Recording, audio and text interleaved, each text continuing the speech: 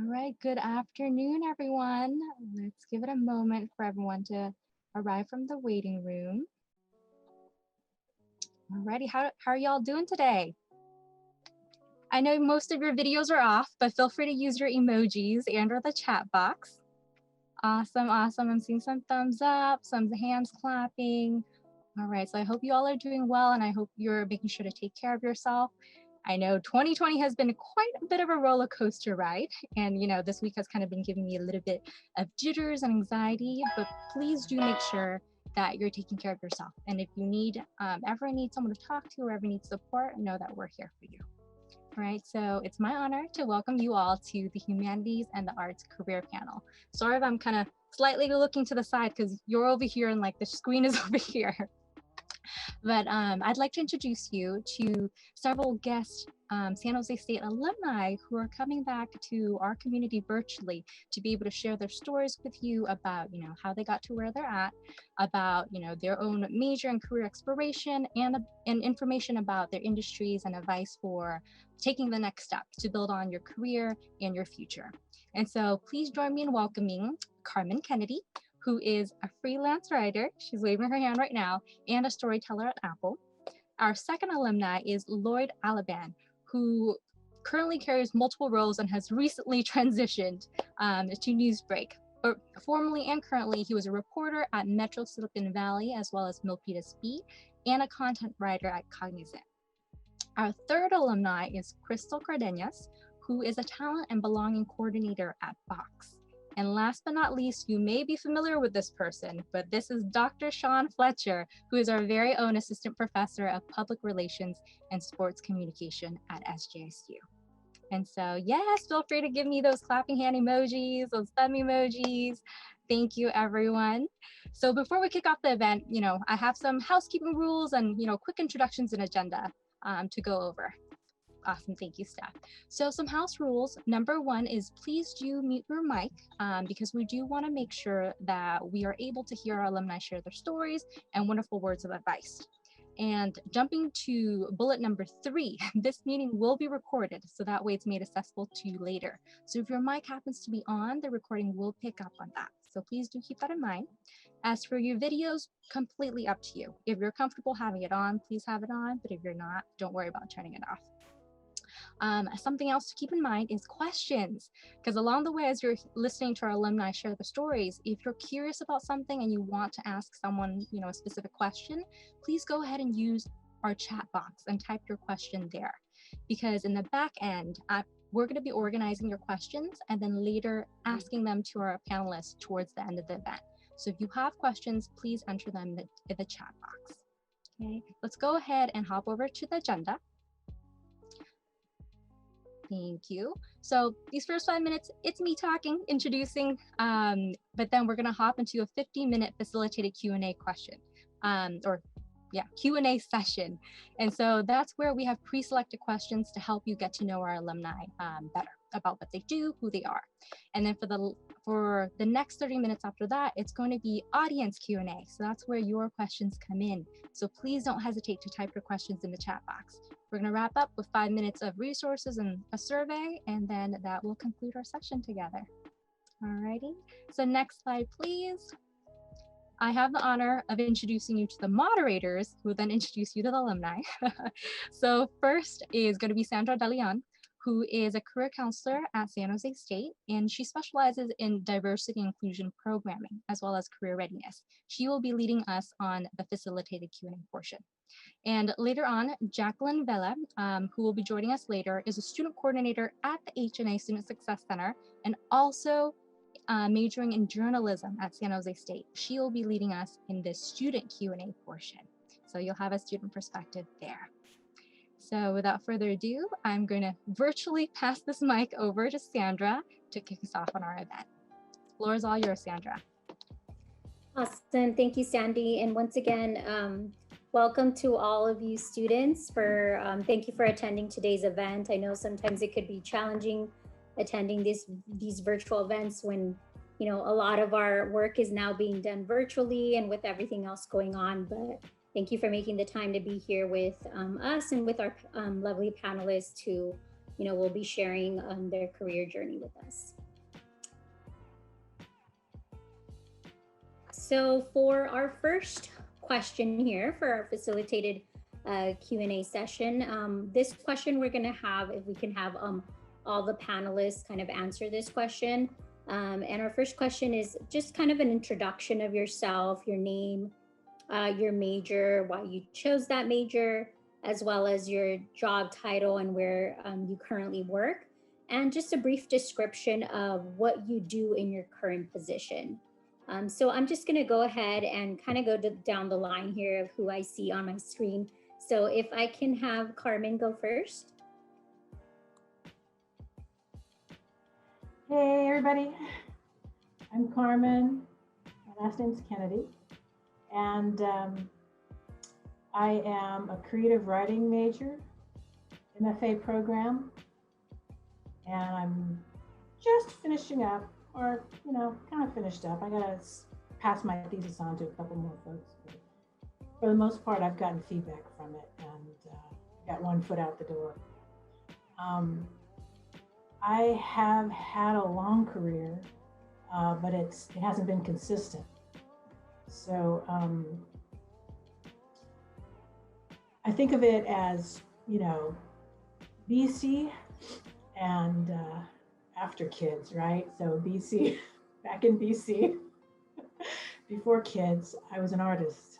And my undergrad was in, I went to art school, right? So I got a BFA in advertising art.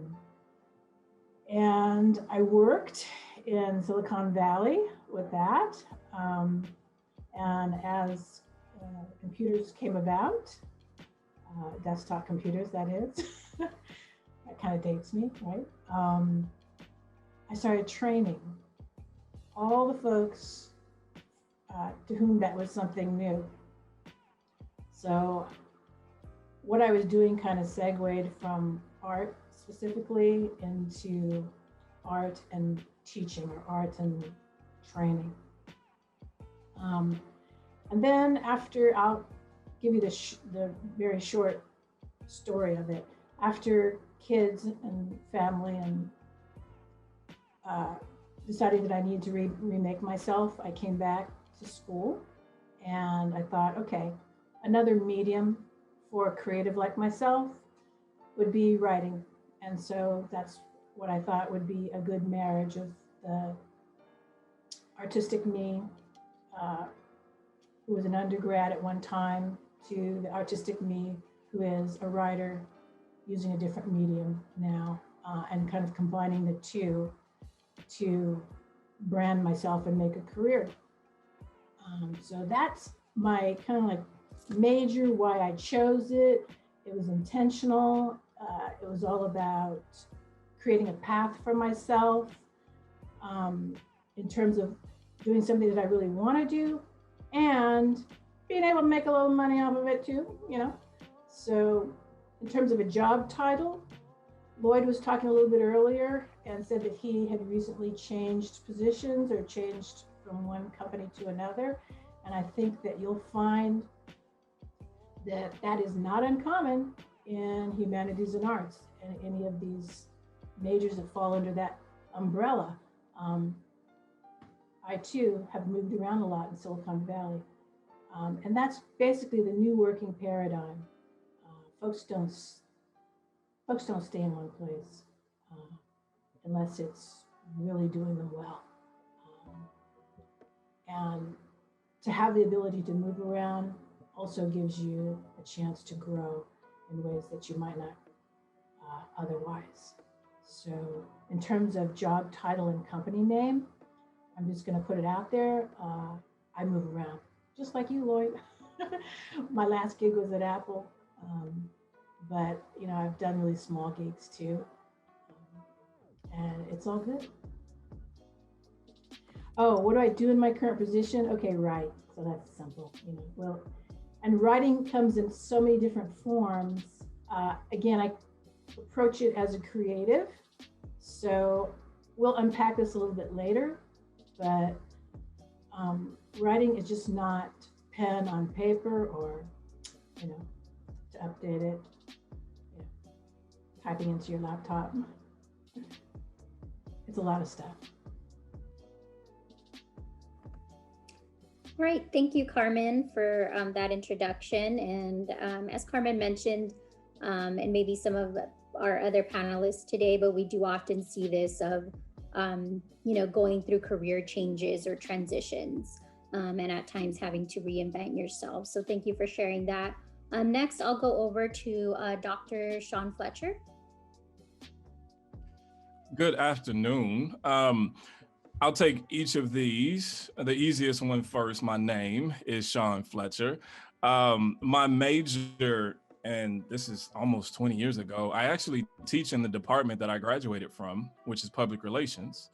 And I had a focus. We didn't have minors back then. Back in the olden days, we had in our department, we had focus areas. So marketing was my focus area, while PR was my major.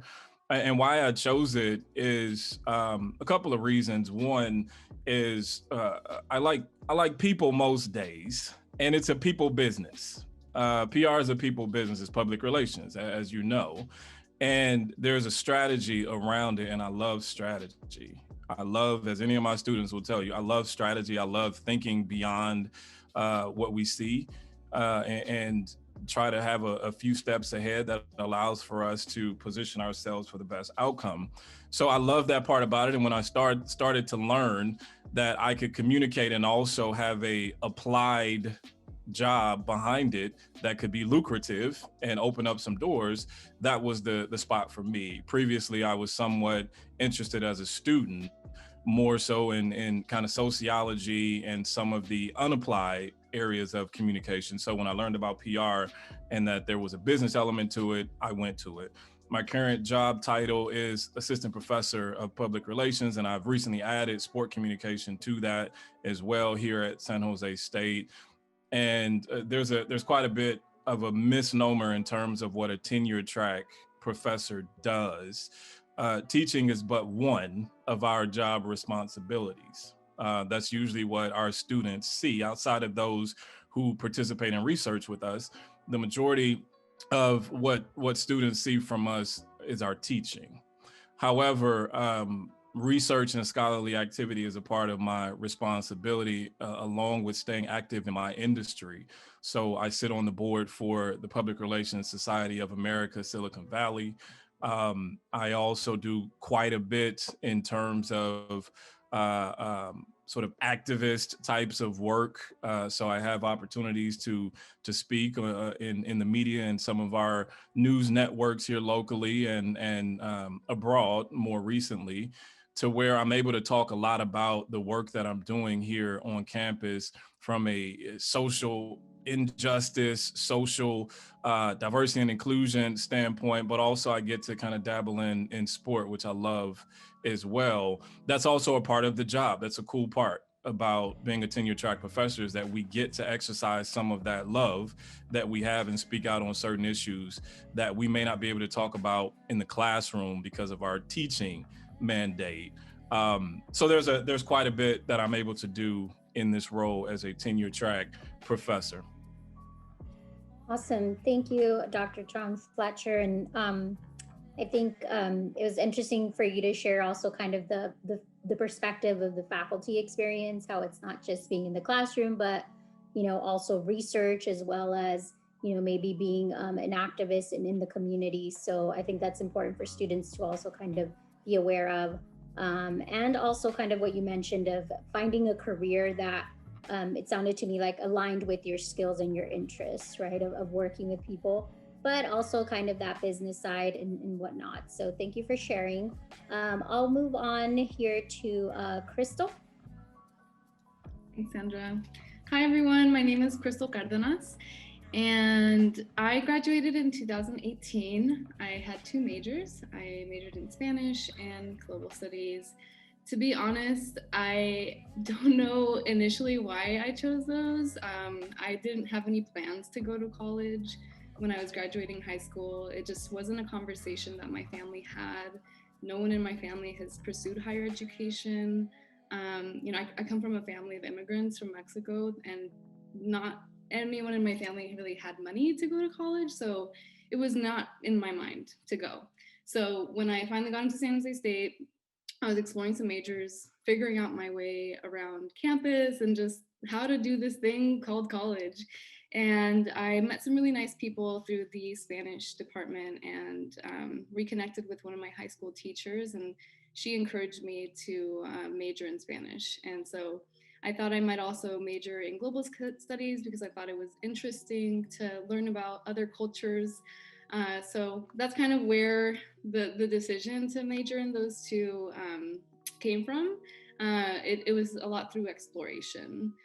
Currently, I'm working at Box, and the job title that I have is called the Talent and Belonging Coordinator. And that role really encompasses a lot of different things that I do. So the team at my company essentially touches a lot of community work, so nonprofit driven work. We have organizational development work that we do and talent development work. And so I essentially support all parts of my main team. And I really love doing it because one, it combines a lot of the writing skills that I was able to learn at San Jose State, the people skills, and also my passion for nonprofit work that I get to do through my team as well. In fact, outside of work, I do a lot of nonprofit work. There's an organization called Braven that partners with San Jose State, and I coach students through it. So there's something that I do on the side. And what do I do? Oh, what I do? Okay. Well, I kind of already mentioned what I do, but I guess I'll mention one of the main things that I drive through my role is I direct a lot of the leadership development for my company. So anything that touches entry level folks that just graduated from college or seasoned executives. So I advise on the type of content that we're going to teach them, how we will teach them, and who will teach them the content. So that's a little bit about what I do, but I'm sure we'll share a little bit more later on. Thank you, Crystal, and great to hear. I'm sure some students could probably resonate with this, which I did myself, of, trying to figure out what you want to major in is definitely an exploration process, and kind of sharing a bit about what you do and the skills that you get to utilize in your role. We'll move on here, last but not least, to Lloyd. All right. Hi, everyone. My name is Lloyd, and I graduated in 2018 with my MS in Mass Communications at San Jose State, where Dr. Fletcher actually spoke in one of my classes. So, yeah, and I graduated with my BA at UC Santa Cruz in sociology. And why I chose it, I knew since I guess maybe I was in middle school or so that I was really into writing, and I was like really into just random facts like trivia and all that. And the funny thing is that once I got to UC Santa Cruz, they cut the journalism program about a year before I got in, and I did get to be involved in student media there. I majored in sociology because I was really interested in how people behave and how people behave in groups, and then worked for a couple of years and then decided I wanted to go back to school. In a previous life, I was in education. I actually entered San Jose State in the education program, the master's education program. And then when I was doing my intern hours, I realized that I didn't want to work with kids for the rest of my life. So, and I wanted to go back to my first passion, which was writing. So transferred over to the journalism department in San Jose State. And yeah, I got to do a lot of cool things there, meet a lot of cool professors and network. Job title. Right now, I'm a freelance writer. I've written for SF Gate, Metro, Silicon Valley, San Jose Inside, and right now I'm writing for a news app called Newsbreak, and as well as my hometown paper, the Milpitas Beat in Milpitas. And then, so yeah, we've been doing a lot of election coverage this week, and a lot of tweeting and live blogging. So yeah, I enjoy it. I cover mostly local politics and news. So anything going on at San Jose City Hall, I'll cover.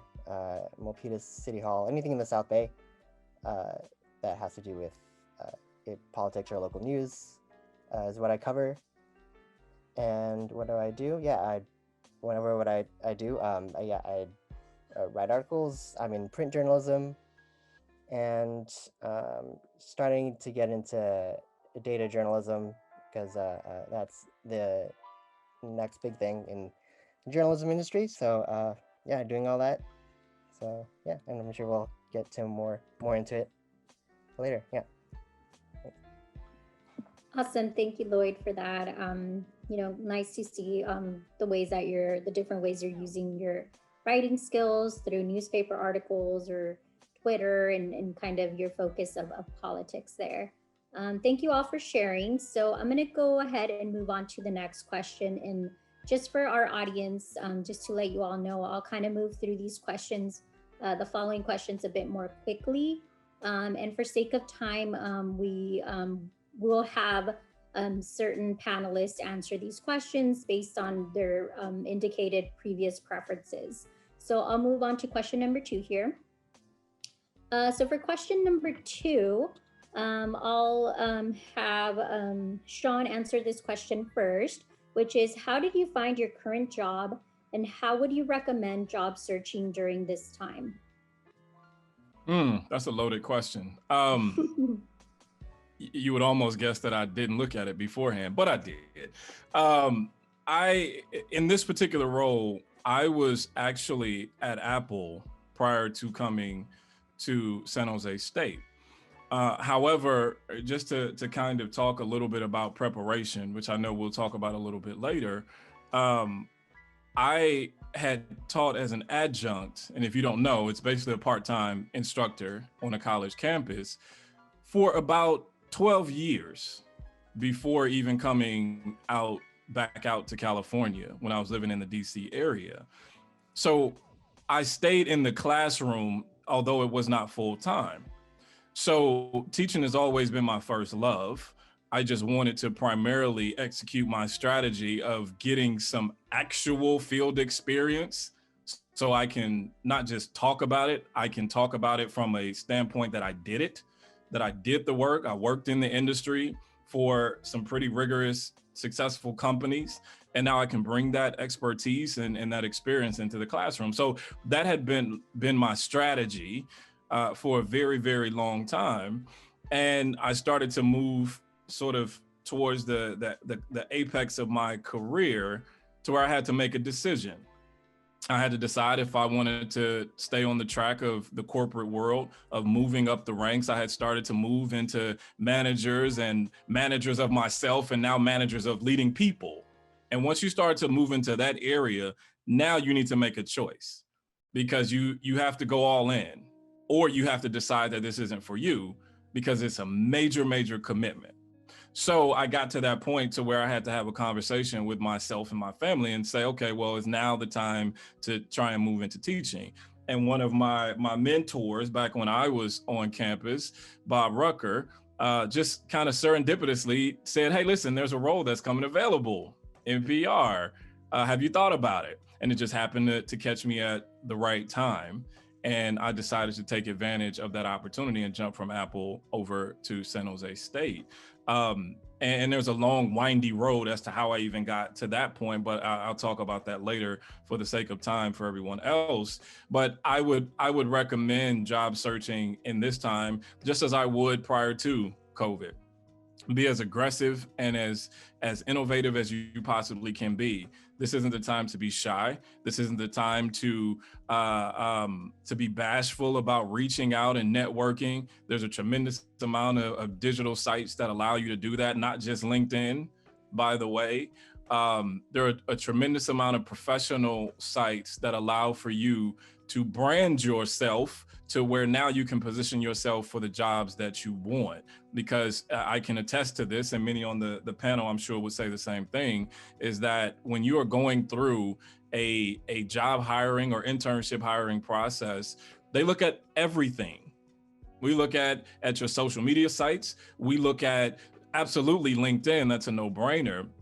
But what are they going to see when they look at your sites? Are they going to see a bunch of dance videos? Are they going to see you representing yourself how you want to be seen professionally? That starts now. So I would suggest that you build your brand right now, and then you'll just continue to tweak it. You'll continue to build it. And now when potential employers start to research you and you reach out to them, if you reach out to someone on LinkedIn and you all of a sudden see that somebody anonymous looked at your profile, guess who that probably was? It was probably that person. What are they going to see? All right. So that's where I would suggest, in this time of us being sort of relegated to the digital space, you can't really do informational interviews face to face like you really want to. Like, I would suggest, quite honestly, asking for things to do for free, even, because we love free support that could then give you an opportunity to show what you can do. All right. So do not let the first time you reach out to somebody be asking for a job. Work backwards, give yourself time, and then when you need the job, you have already put in the work. So there's a whole lot more into it, but I've taken enough time. Awesome. Thank you, Shaun. Some great tips on, for our students to make sure that they, brand themselves, identify what their brand is. And then also I heard the importance of networking, using LinkedIn or your own social network that can help in your job search. Crystal, would you like to add anything else to this question? I could add a little bit more. Shaun, I thought that was great. The branding piece was definitely one that was top of mind when I first saw this question, and how important it is to refine your brand, whatever it is, and whatever that is and what it means for you as a student now, because employers will look at that like crazy. The recruiters will look at that. They will know your brand by what you put online. So keep that top of mind. The other thing that I would suggest is if you are looking for jobs, I would really encourage you to treat it like a project. So it's not like if I see a job, I'll apply to it. I would take it really seriously and create a project plan that specifically shows you what company, what role, what skills you need to have when you apply to it, when they reached out to you, and track it. And that way you can measure like where you're succeeding, or maybe where you probably need to lean in a little bit more. So that's another thing I would suggest. One other thing that I wish I would have done when I was in school was make a list of everything that I'm really, really good at. So you might be thinking like, well, what am I good at? I'm a student right now. I hear it all the time from the students that I coach, but y'all are really smart. You have a lot of great things that you offer to the world, and the world just needs to see how awesome and badass you are. So I would suggest you make a list of everything you're really, really good at, whether that's writing or video editing or whatever it might be. Just keep a running list that you continuously add things onto, so that when you do have those coffee chats or when you do have that interview, you can speak to all the awesomeness that you are. So I would just wanted to add that piece to it too. Forgot to unmute myself. Great advice, Crystal, and something that we also as career counselors encourage students to do. Identify what your strengths are, right? And if you're having a hard time doing that, maybe sometimes even asking peers or other family members, people that know you well, what am I good at? And definitely making sure that you showcase those skills in your resume during the interview, and so on. All right, I'll go ahead and move on to the next question here. So for question number 3, the question is, what can our students do to help them stand out from the competition? And for this question, I'm going to go to Lloyd first. Oh, sorry, forgot I was muted. So yeah, things like, I guess they're basic things like keeping your resume up, keeping your LinkedIn updated, I know at least in my industry, like people will ask for a portfolio, and for journalists, like there's a really good website called Muckrack where everything that you have ever published gets populated, and you can show them this one link, and yeah, that really helps because everything's right there. I know the Professor Fletcher talked about not taking like any, or not being below any job. When I started out, I took on pretty much any internship I could find, whether it was paid, unpaid. My last internship before I got this job, I was like by far like the oldest person there. But experience, you got to start somewhere. That experience was really fun. I got to write about real estate, which is something that I'd never learned before, and that was something that I could tack on to my skills and my resume. Another thing is in journalism, when I started out, I did a lot of cold calling. So I literally just picked up the phone and Googled who were the editors of the papers I followed, the Mercury, the Chronicle, wherever, and basically asked them, well, what does it take to either, if they had any positions first off, and if they didn't, which most of them didn't, what are the skills that they're looking for? And I think when going off what the professor said, this isn't a time to be bashful about your skills because you have those skills. I think it's a perfect time to reach out and just reach out and see what skills are needed out there, because you might already have those skills. So, yeah. Thank you, Lloyd, for sharing your insights for that question. I'm going to move on to Carmen here, if you would like to add any other specific tips regarding how students can stand out. Yeah, thanks for everybody's input. I'm learning stuff too. And that's kind of like the whole beauty of this gathering, is that we often, as professionals and as students, don't get to gather and talk about the things that we're doing so much. We're either in class or we're talking about something that's work related. But it's kind of really nice to have this space to talk about, ourselves and tips, share tips and best practices and all that good stuff. So just riffing off of what everybody's saying, brand, I heard that word come up. Brand is very important. And I hope everybody knows what that means. Because I did hear you say social media, make sure you're not dancing in your on your Instagram or whatever, if you're trying to be rocket scientist. But I also heard portfolio too. I mentioned portfolio.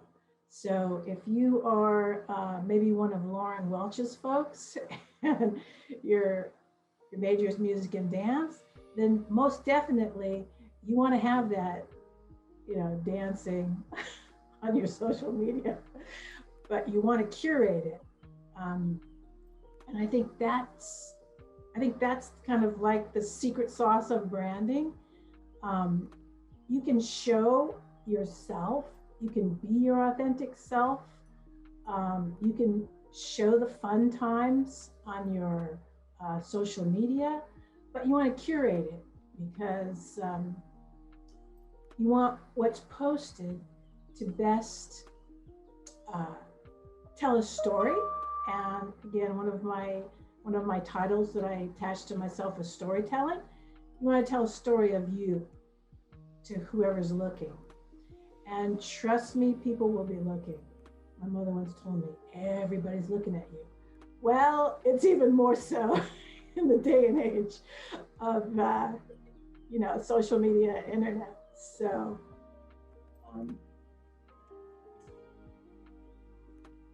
enough said regarding that. Branding is a conscious effort. It's something that you're constantly working at. It's something you're constantly curating. And yeah, everybody that mentioned it, you hit the nail on the head. In terms of skills and resume, within the different disciplines underneath the umbrella of humanity and arts, you will approach your resume creation, your resume, the way it looks, what it tells, very differently. So as a creative, my resume is going to look different from somebody that's over in STEM. It's probably going to look a little bit different from Lloyd's resume. Same goes with my portfolio too. Maybe Crystal and Shaun can talk to this later, but the thing that I have in my portfolio is the marriage of, you know, my early art beginnings and my writing. So, you know, I've got illustrated pieces in there. And when I say illustrated, it could be with photography, it could be with graphics, it could be with typography, you know, you name it. But I think it circles back to what I was talking about earlier in terms of writing is not just writing. It encompasses a lot of things. It encompasses research. It encompasses visuals. It encompasses ways of best telling or ways of best communicating whatever it is you're trying to communicate. Whether it's going to be storytelling or whether you're trying to convert somebody through advertising, or whether you're trying to tell a story in terms of what Lloyd or what Dr. Fletcher does with journalism or comms. So yeah, it is, from the way that I view it, multidisciplinary. And the folks who approach it very narrowly do not take advantage of you know, the talent that they can leverage, the advantage that they can take within that field. If you're trying to label yourself as a writer, in other words. Yeah, and it's particularly as a creator. LinkedIn, I think Crystal she's got her game on because she hit me up before this event, and I'm like, all right, yes, let's talk.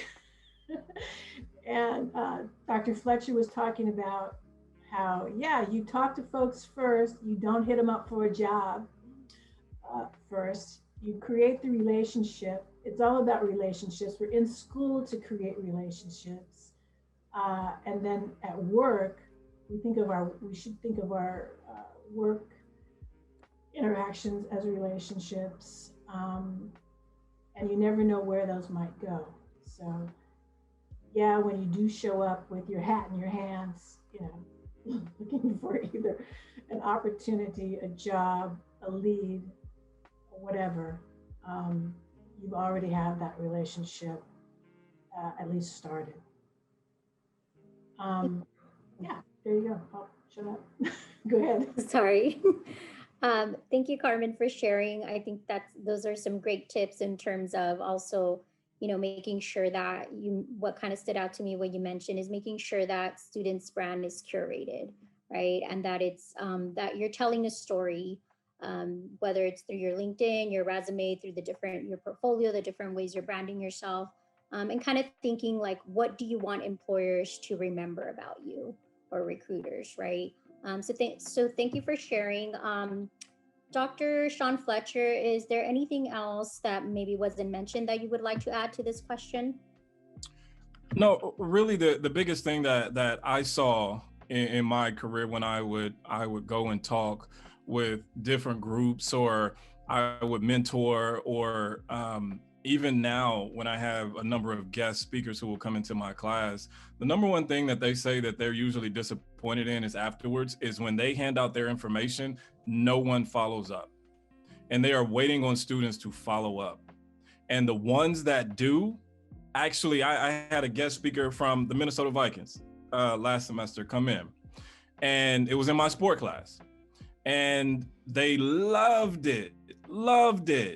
And one student followed up with him afterwards. He gave the information, all of that, and they created a connection. They talk to this day. And that is a major coup to get into a professional industry where there's one of 32 jobs like his in the world. And the biggest thing that I would say, that's why I mentioned earlier about don't be bashful. You really have nothing to lose reaching out in a professional manner to some of the folks that, as Crystal mentioned, that you need to identify first. Have a plan as to who these people are. LinkedIn is a gold mine, but it's not just that. There are other sites as well. And Anita mentioned, thank you in the chat, Handshake in terms of internships and things like that. But understand, every business at its core is a people business.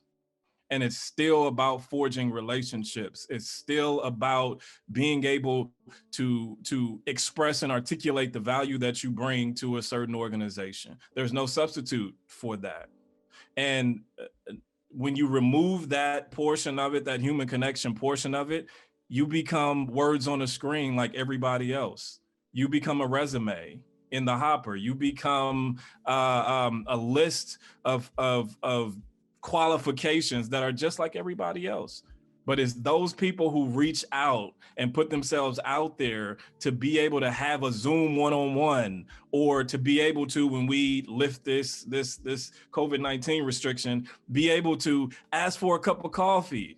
You buy the cup of coffee. Don't ask them to. You buy a cup of coffee, have a conversation. That changed my career. Many times changed my career, and it's changed many of my students' career who have taken me up on that admonishment and that challenge, is to step outside of your comfort zone and have a conversation with somebody, because professionals are saying students never follow up, and I want them to. Be that person who follows up. You stand out. Awesome. Thank you, Dr. Shaun Fletcher. Definitely, we hear again the importance of networking and following up with professionals to build that relationship. I'm going to move along here to question number 4. So for question number 4, I am going to have first here, let me see, Lloyd answer this question, which is, what are the best ways for students to network in your field? Examples could be professional associations, meetups, conferences. Maybe you can share some of the ways either you networked or that you would advise students to go about. Oh yeah, definitely. So I've networked. I'm a member of a few journalism organizations. One of the ones that I'm most active in is the Asian American Journalists Association. So they provide everything from networking to job opportunities to they have a yearly conference, and conferences are a huge thing. I remember when they gave me the opportunity to go to one of their conferences, it was really like a gold mine of people who had experience, people who were just like me, who were just starting out, and I think that was really useful because it gave me a blueprint to if I wanted to become an editor in at a daily newspaper, I could see where and how I could do it. I know that I needed to get there and make business cards, get some handshakes. Literally get out there in the field and talk to these people. And the thing about journalism is it's a really small world. I know pretty much all the reporters that are here in the South Bay. We see each other pretty much well, not right now, but when we go to press conferences before COVID, we'd always see each other, and we know who works where and who covers what. And I think that's pretty valuable because I've seen reporters in this region, they jump from one small paper to another, and it's because they've made those connections that whether it be like a 2 or 3 minute chat before a press conference, or you know, sharing notes, or you know, just getting to know the person next to you, the reporter next to you at a press conference, and that can, you know, open the doors to another opportunity.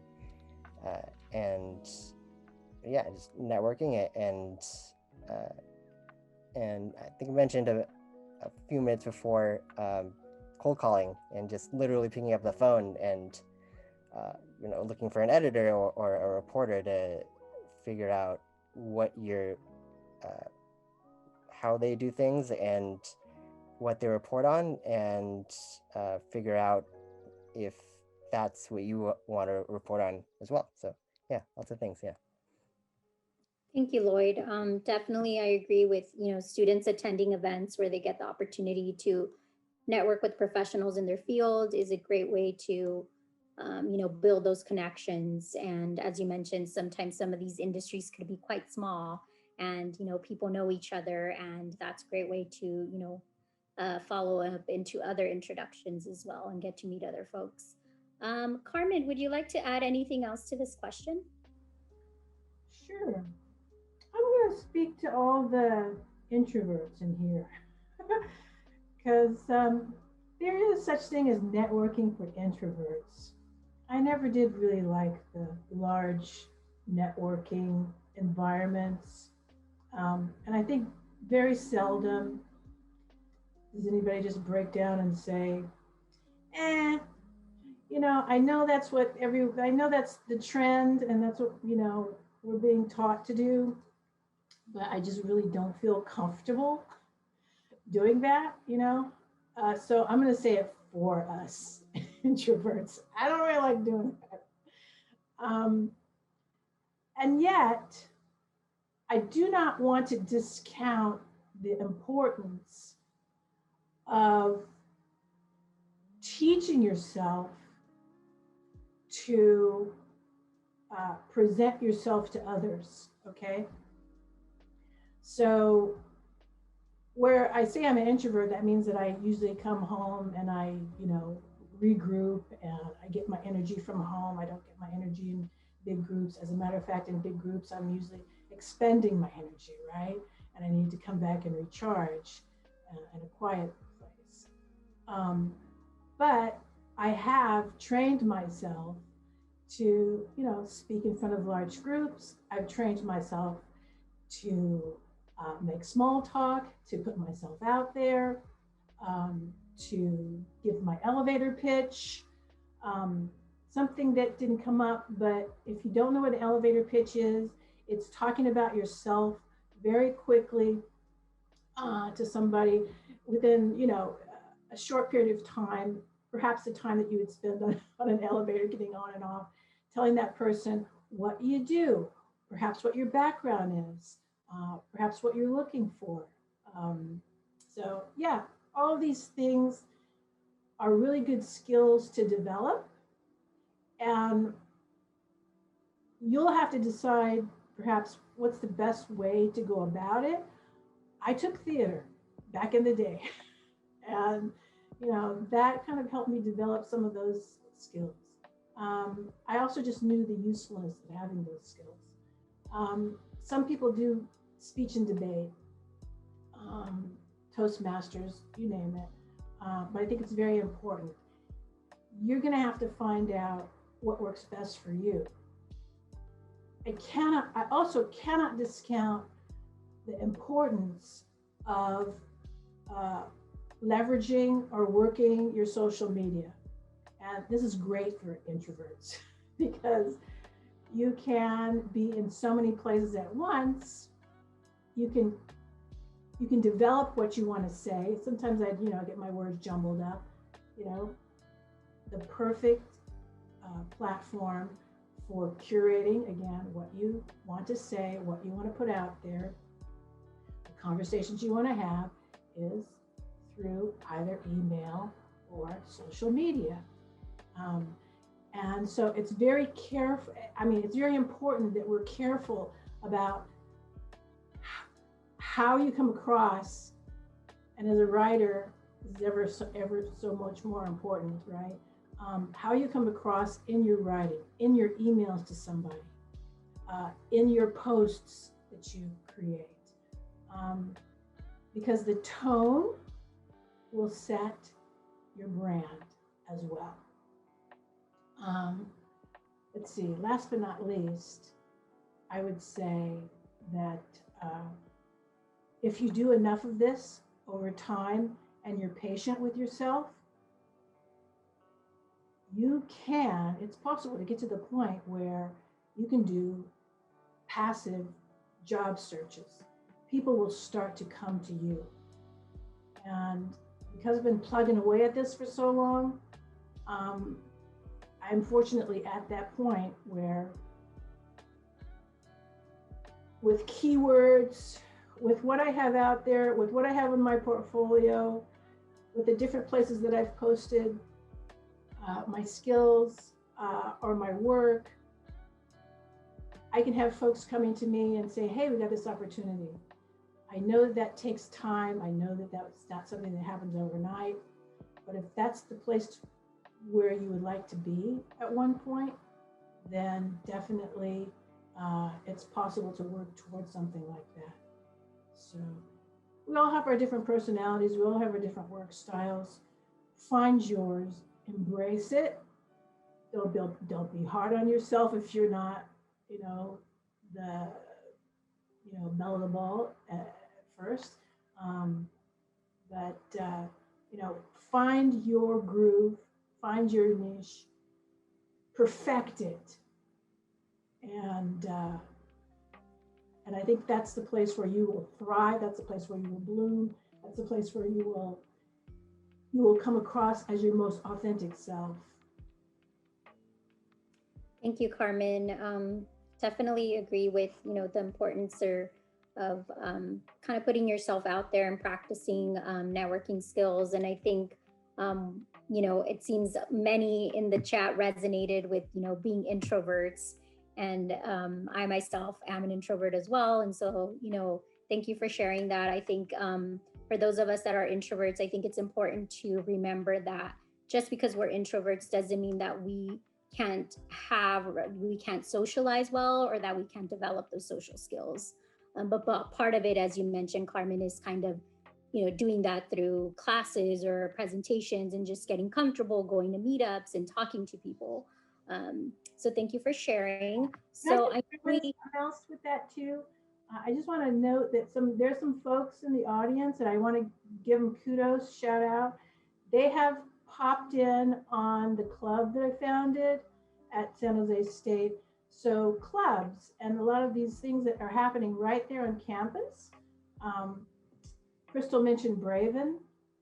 I mean, these are great avenues for just getting to meet people. I mean, you don't have to have intense conversations with them, but just by showing up in whatever way you do, and I do see some of the faces out there, Martin and some other folks too, people get to know you. So yeah, it's kind of a quiet way of creating this thing that we call either networking or presence, giving yourself the chance to create visibility, etc. Thank you. So we are actually kind of short here on time in terms of our facilitated Q&A session. I know we're at 4:25 and kind of didn't get to all our questions. What I'm going to do is probably for question 5 and 6, just call on one panelist to kind of answer each of those questions. So then we could move on to our student Q&A session. Probably won't get to question number 7, but I do want to allow for that student Q&A piece. And if we don't have a lot of student questions, maybe we can come back to some of these. So for question number 5, I'm going to go to Crystal for this question. How has the pandemic affected your work? And how are you managing, and what is your advice for students? All right, so this is a loaded question. My work was very much in person.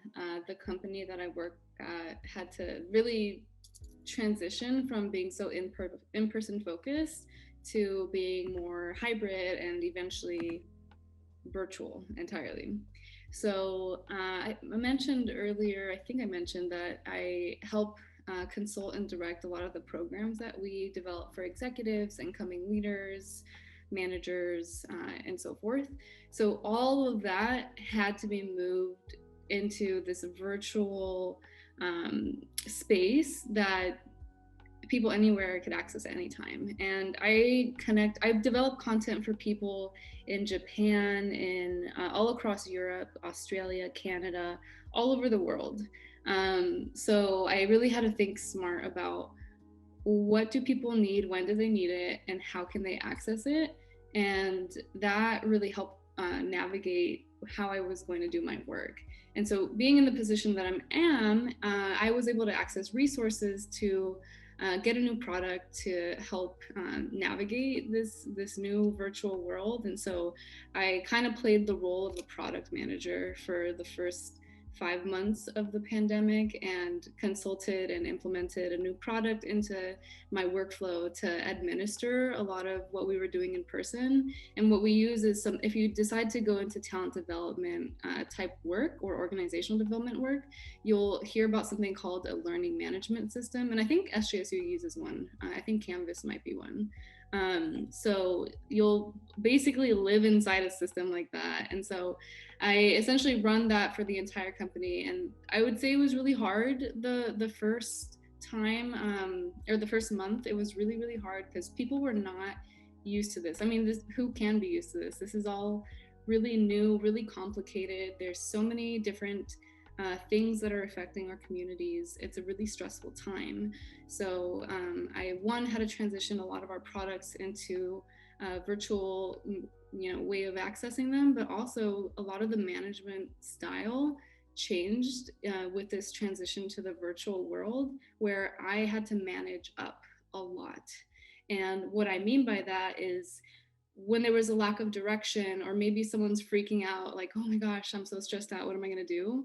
And I noticed that, and as an introvert, I'm observing a lot of the time, and I noticed there was times where I'm like, all right, y'all can't make a decision right now. I'm gonna make a decision for us. This is what we're gonna do. This is when we need to do it by. And that helped lead my team in different situations to a more successful outcome. But it was really challenging at first. I definitely had to reach out to mentors of mine to help me know how to say this in the correct way. Just, to be respectful of my colleagues and to make sure that, we have the business interest in mind, but also the people in mind. So that's how it affected my work. And right now as students, honestly, I can't even imagine how challenging it must be.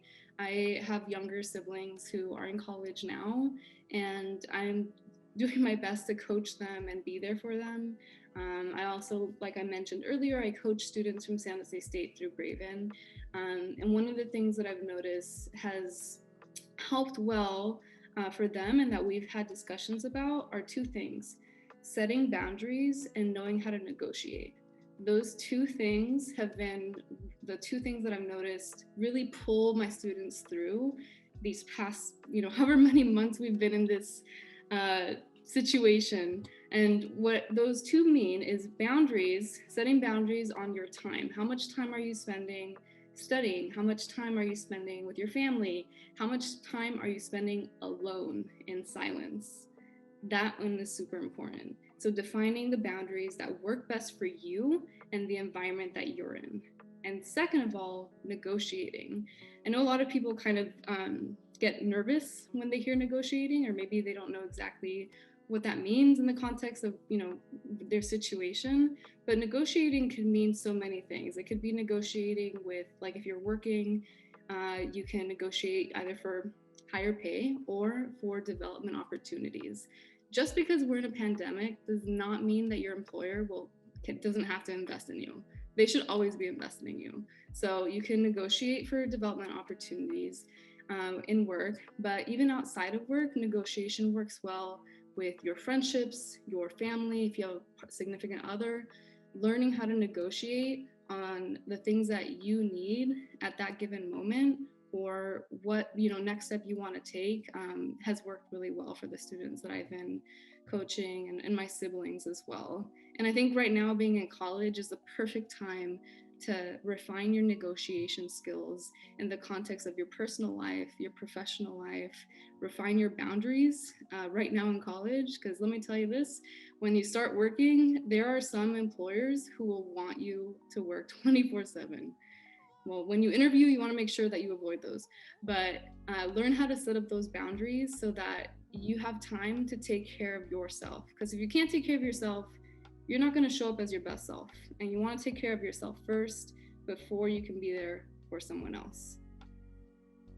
Awesome. Thank you, Crystal. Some great advice to our students about setting boundaries as well as negotiating.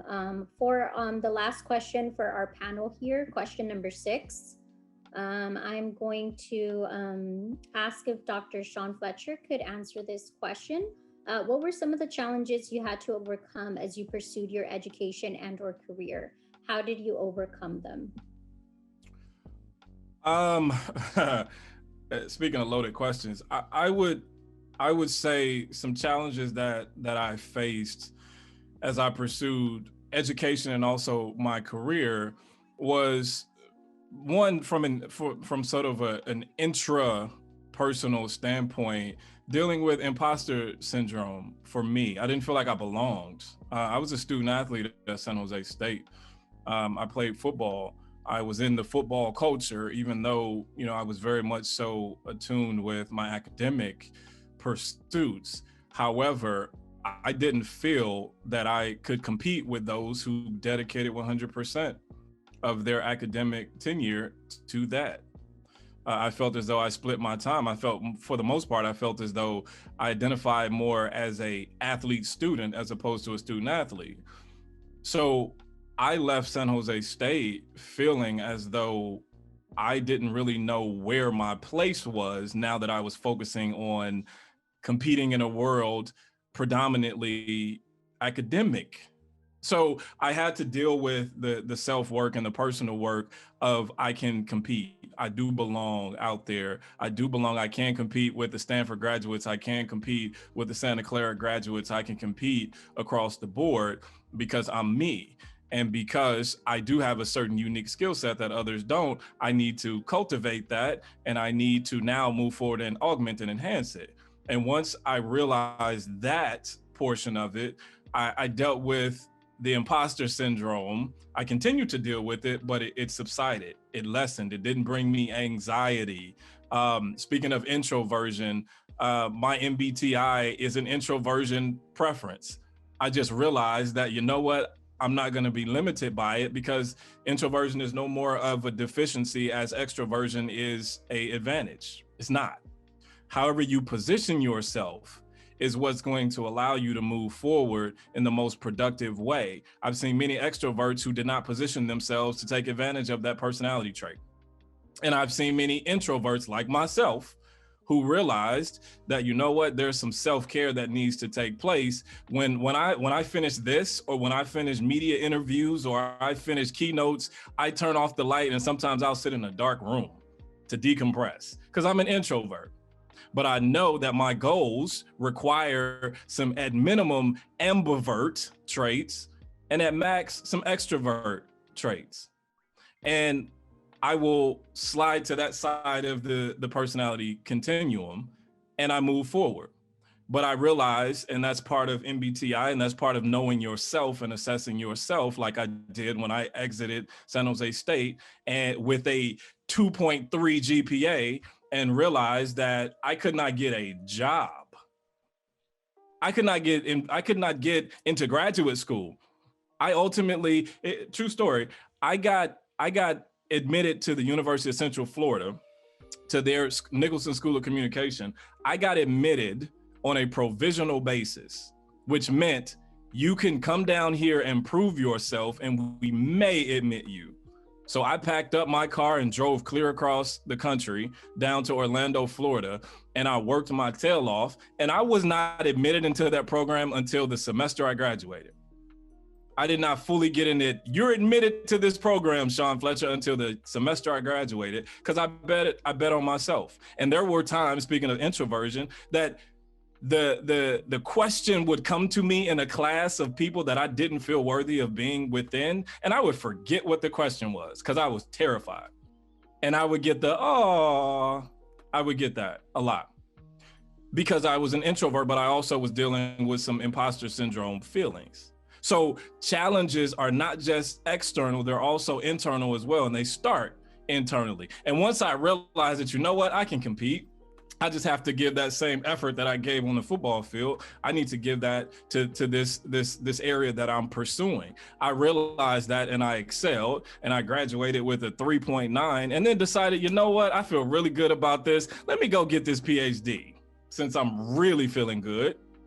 And I went and got a PhD. And those are the things that more so than any external factors of challenges that you deal with, that you move forward in your career, you have to deal with the internal barriers that tell you that you're not qualified or you're not prepared to compete. Those same people that I was comparing myself to, coming from San Jose State as a junior college, community college transfer, that I could not compete with, those were the same people who were on my team that I was managing at places like Apple, Stanford graduates, Santa Clara graduates. Because once you realize that you compete, and oh, by the way, fun fact, San Jose State University is the most represented university at Apple, one of the most profitable companies in the world, San Jose State University. So from that standpoint, once you understand just how powerful you are and you've equipped yourself to go and compete with the best, the external factors, they tend to diminish. So I had to deal with the internal barriers. And once I dealt with those, the external barriers seemed so minimal. They were just now a matter of me setting my strategy in motion, and I went and got them. And I'm doing a lot of the things that I never foresaw myself doing when I was an early 20-something leaving San Jose State University, unsure of what I was going to do next. So a long-winded way of answering the question, but I get carried away when I start talking about how I got to where I am. Thank you, Dr. Shaun Fletcher, just for sharing your story. Very inspirational and powerful for our students, as I'm sure many of us, can just resonate with the fact of having challenges along the way, but not letting those define us and kind of moving forward. I will now kind of move over to the student Q&A piece, just given time. So I'm gonna pass it on to the next moderator here and see if we have any student questions that came in. Hello, everyone. My name is Jacqueline Vela. I am a third year at San Jose State, and I will be coordinating or facilitating this student Q&A section. I am a student coordinator for the H&A department. So it's really great to see all of you. Thank you so much to all of the panelists and all of your amazing answers and responses so far. We greatly appreciate you all being here. That being said, I'll go ahead and start with the first question. This one's just general, so whoever feels like taking it, you can just jump right in or, however you feel. But the first question is, how would you recommend that students in their first or second year seek out relevant opportunities for volunteering or internships? And like I said, anyone could go ahead and take this if they feel confident in answering it.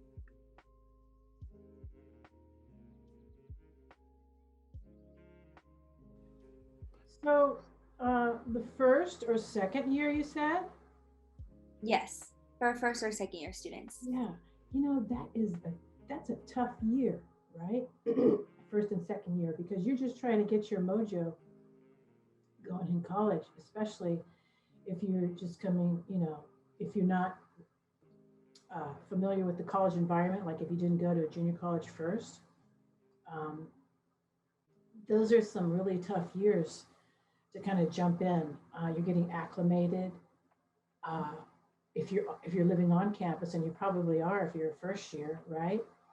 Maybe to being away from home for the first time, perhaps. So my advice would be to kind of like, first of all, give yourself a break. Second of all, find the folks that you feel at home with, because you're leaving one home, creating another one within the school environment that first year, and perhaps the second year too.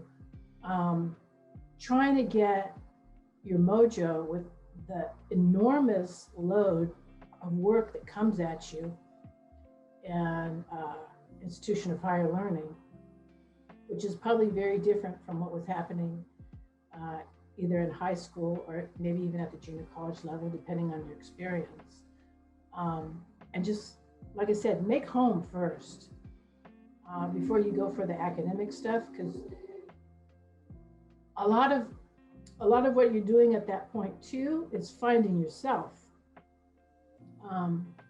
So I think a lot of the Latinx, Chicanx Student Success Center is a partner on this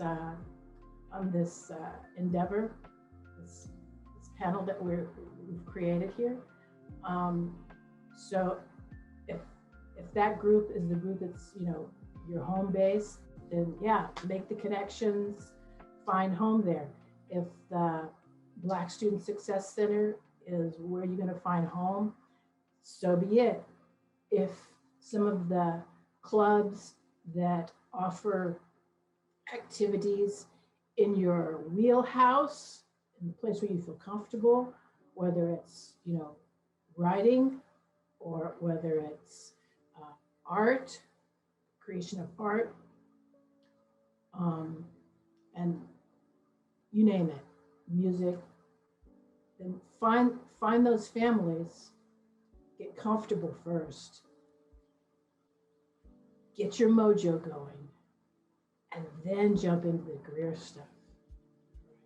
Because again, I'm going to circle back to what was mentioned earlier, and that is building relationships. If you feel comfortable, you will build the relationships, and you'll be a whole lot better at it. Awesome. Thank you so much for that advice. And I think a lot of us can agree. Those first couple of years are really building blocks, I feel like, for your upper division and just getting to know yourself and finding who you are. So thank you for that. Moving on to the next question. It is general again, but I guess we can go ahead and start with Crystal if she would take this one. So the question is, do you have any recommendations or resources for elaborating on personal branding?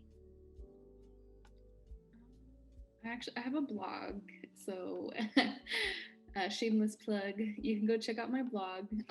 If you go on my LinkedIn, it's called The Profesh Girl. I haven't updated it in a little while, but there's some helpful tips on there on how to spice up your brand on LinkedIn, but also from a networking event perspective, whether that be virtual or in person. So that's one resource.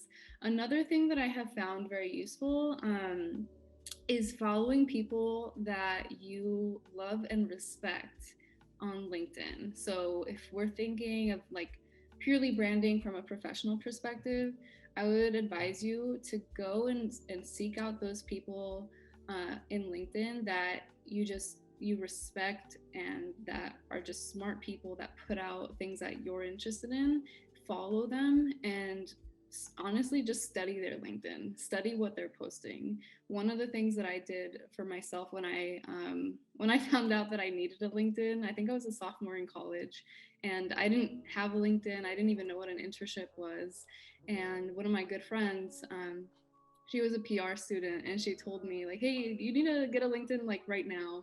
And so something that I did to make it look nice was I went and I looked up key leaders at San Jose State and in industries that I was interested in, and looked at how they set up their LinkedIn.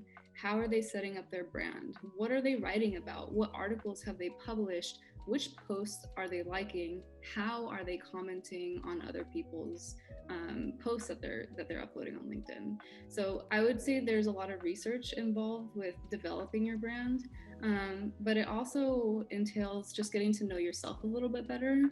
what do you value? What industries are you interested in? What nonprofit organizations, are close to your heart, and really use that to guide the direction of how you brand yourself online. Because at the end of the day, you want to show people how awesome you are. You want to show people what you care about. Because a lot of the relationship building also comes from connecting on things, on shared interests and values.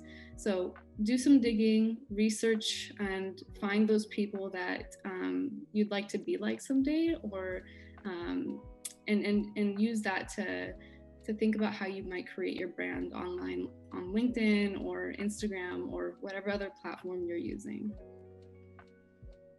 Amazing. Thank you so much for that. I also want to reiterate for everyone else who is here, if you do have any questions, the students that are present, a couple of you have already been sending them in the chat, which is great. So go ahead and just send any of the questions you may have, and we will try to get through those and work them out as best as we can, considering our time. But the next question will be for Lloyd. So the question for you is, what is your advice for narrowing down a role to pursue if students are unsure what they want to do?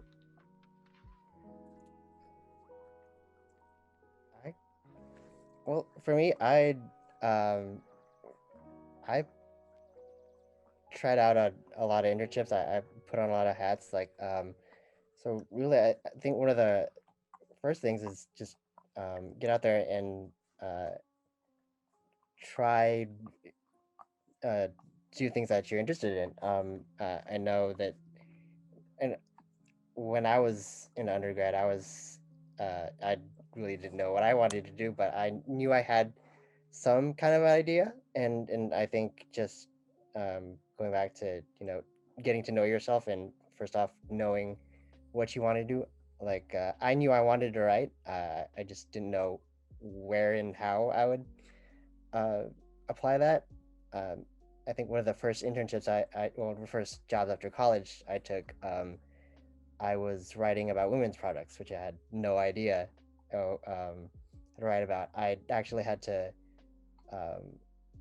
it was a marketing job where I had to impersonate two 30-year-old, like mid-30s moms, and just review products and make it look like I was writing a blog as a 30-year-old mom, which I have no idea to do, but it was an experience. It got me out of my comfort zone, and got me thinking about what I wanted to do and what I didn't want to do. And even right now in my industry, where I'm working as a journalist, I started off writing about just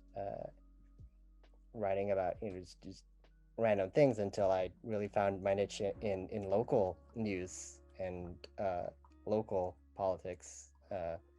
So yeah, just trying out different hats and see what fits. Awesome. And college is definitely the time to do that, since there's so many clubs and organizations that are available to you, especially on campus through different resources.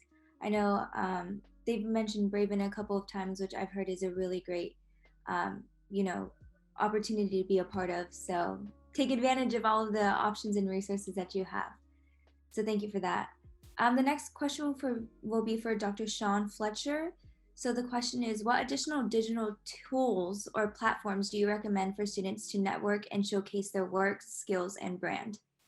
So any additional advice to that? Interesting. I would suggest, and again, this goes back to, not to belabor the point, but it goes back to your branding strategy. One size doesn't really fit all. We've talked about LinkedIn, and Crystal mentioned a couple of other resources that allows for sort of general business networking. But again, I encourage you to assess your personal pursuit, because yours is not your tools are not going to look like mine in PR or mine within social advocacy. It won't, the sites won't even be the same. So if you're a creative, again, you might be on Vimeo, You might be producing your videos and putting them on Vimeo. If you're a designer, you might be locked into Adobe and many of their communities that they have. And quick plug, we also have a partnership with Adobe here on our campus that our advertising folks work heavily within. I would say more so than some of the generic examples would be very specific about what works for your industry. And just an add-on to the branding conversation is consistency is an important part of branding as well. When I was in the corporate world, part of my job was to take a step back and look at the consistency of how were we presenting ourselves across the different platforms. And I was the branding police to an extent. I would knock on somebody's door and say, nope, that's not how we put our logo out there. Or no, that's not our APA style guide. Or no, that's not how we look even, quite honestly. Well, that was different than when I was at Audi of America. The branding was different. So it's more so about tailoring it to your specific career pursuits and knowing what your specific outlets are. For PR, again, it's going to be a lot of some of the more larger networks. Twitter is huge for PR professionals because we're all on there, because we're looking for news releases, we're looking for media alerts, we're looking for updates, and digital media is now taking the place of the AP Newswire and some of the other newswires. So for us, we need to have a presence on Twitter, not the little generic egg profile picture. You need to have a fully robust profile that shows who you are and your representation to engage and direct message, and a number of ways that I've reached out to certain people that have allowed me to forge relationships. The same with moving on to less Instagram and less Facebook, but Facebook is growing as well, because a lot of our, and again, I'm going to speak PR, a lot of our constituents and stakeholders are on Facebook as well. They have professional Facebook pages. So they reach out to me on Facebook. And that's another way that you have to really tailor it to what it is that you do. But I talk with a lot of students who are in the creative space, and the tools that work for me don't work for them. All right. And to a point that Crystal mentioned, I talked with one of our design students, and he asked me about LinkedIn, and I was proud to see that he started to actually leverage some of those tools. He started to publish some of his thought pieces, not just pushing his work. He leveraged and published his thought pieces on design techniques. So it showed that he studied. It showed that he was on the cutting edge of his industry that he does not have a job in yet, but he wants a job. And he leveraged the tool in a way that engaged professionals to start a dialogue in a professional sense, not just clickbait to like something. So that was the beauty of leveraging the tools that you have at your disposal. And again, don't outthink yourselves and put your information on a less used platform. You want to put your information and tailor it where people are, where employers are, not obscure platforms that they aren't there yet. All right. When I was coming around, monster.com was huge. Well, if you try to go do that now, you'd be missing out on a significant opportunity because people aren't there really. So I would suggest, again, being very specific to your domain, your industry, what you're looking to go and do, and where are those people going to see it. And it's still, you believe it or not, it's still going to be some of the more popular websites that are out there, like LinkedIn, like Twitter. So a lot of my design folks, Instagram, because that is a heavily visual laden website. And to a lesser extent, it'll be Facebook, but tailor it to your own needs. Awesome. Thank you for that. That was so great and informative. So we all appreciate it. We are getting close on time, so we're going to try to, I guess, get down to the last couple of questions that we have. So Lloyd, this one is from you. It's from a PR major. So they said, as a PR major interested in content marketing and content writing, what skill sets should I be practicing in my free time? Are there any online resources you'd recommend for learning more? And lastly, what sort of entry jobs should I reasonably expect? Yeah, definitely. Yeah. So I guess I use the analogy like if when athletes want to get good at a sport, like a football player wants or a basketball player wants to perfect the jump shot, they study tape, and I get in my industry when I was starting off in journalism and content creation. The way I studied tape was to read about what writing styles were out there. Pretty much read anything, like everything from books to news releases to press releases to really see how people in the industry are doing it. And just like any athlete, you got to watch a tape to see how everybody else is playing in the game. And I guess that skill really helped me develop my writing style and led me to refining what my brand was and how I wrote. So yeah. Amazing. Thank you all so much. That is all the time we have for the student Q&A portion. So I'm going to go ahead and hand it over to Sandy so she can wrap this all up for us. Thank you all. Awesome. Thank you so much for your facilitation and moderation, Sandra and Jackie. And wow, I honestly really enjoyed listening to everyone's responses from, tackling information about the self and realizing, extroversion. I'm like an ambivert versus introversion, as well as, different career tips and how to explore ways to build on like our skills and our careers. That was such incredible information. Can't wait to send the recording to y'all and can't wait to share it with other students as well. So to wrap up our time together, I just want to share a few resources and departments with you all. And so thank you very much to everyone who has helped make this event possible, from our alumni to our wonderful audience to the staff members behind this. So 3 departments I'd like to share with you today. The first is the H&A Student Success Center, where I currently work at. For folks who aren't aware, we are the primary advising center for all humanities and the arts students in regards to GE and university requirements. So if there's anybody out there who's still looking to, figure out your course schedule for spring 21, or you're trying to figure out what GEs you have left, definitely drop by our website and check out the different services that we have. From virtual front desk to group advising, we have quite a few to offer. Next slide, please. And the next department I'd like to introduce to you all is the Career Center. So I know there have been several fabulous folks putting down different resources like Handshake, the internship guide. So definitely take a look at the chat.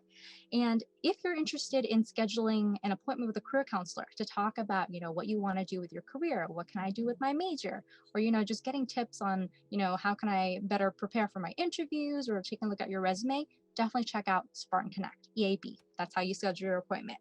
Handshake, I believe, was mentioned. So if you're interested in checking out awesome career events such as this, and to check out jobs and internship opportunities, Handshake is a platform for our SJSU students. So definitely check that out.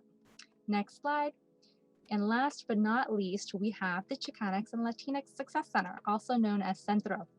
So Centro is a resource center with intentional program for Chicanx and Latinx community and students. So think of it as kind of like a one-stop shop, from being able to meet professors, to being able to meet your peers, to being able to meet advisors from all over campus, with an academic advising, counseling, you name it. This is kind of the hub for students. So definitely check that out.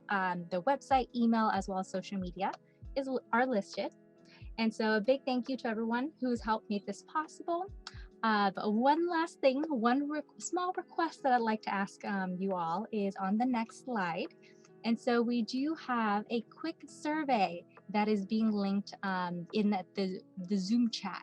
And so if you have, 5 minutes to spare, please go ahead and, check out this link. Let us know your thoughts. Let us know how you're doing, because we want to make sure that we're providing intentional programming that benefits you and that works for you. So do let us know. One last slide for you. And you're going to hear me say it over and over again.